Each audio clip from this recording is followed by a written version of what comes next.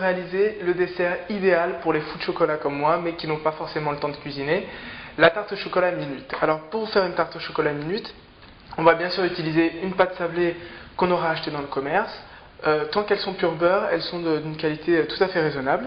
Et on va la faire cuire à blanc au four à thermostat 5-6 à environ 170 degrés, en la protégeant au préalable avec du papier sulfurisé et un moule pour éviter qu'elle ne gonfle. Alors pour garnir notre fond de tarte qui est en train de cuire actuellement, on va utiliser un chocolat noir à 60% de cacao environ, et on va le casser en morceaux et le mettre dans un saladier.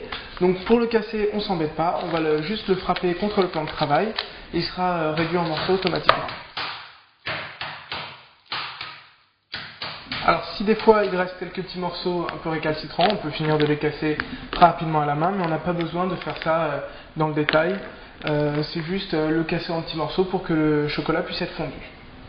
Alors pour faire fondre notre chocolat, on a fait chauffer à feu doux pour ne pas le brûler 20 centilitres de crème liquide qu'on a porté à frémissement, pas à ébullition, frémissement ça suffira, et on va le mettre directement sur notre chocolat en morceaux. Et on va placer une assiette dessus et laisser la crème fondre le chocolat pendant 5 minutes. Après nos 5 minutes, notre chocolat est fondu. Il ne reste plus qu'à le mélanger avec la crème pour obtenir une préparation homogène et pour avoir une délicieuse crème au chocolat.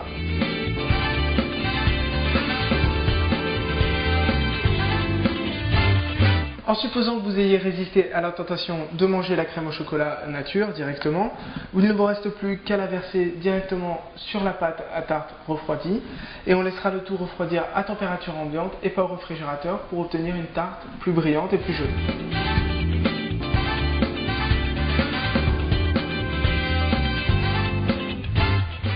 Je ne sais pas ce que vous en pensez, mais il s'agit quand même d'un dessert très rapide et facile à faire, et en plus il est délicieux.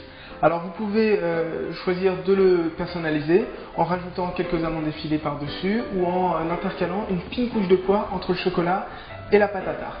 Voilà, n'oubliez pas de retrouver tous les détails de notre recette sur notre site cuisinier. À bientôt!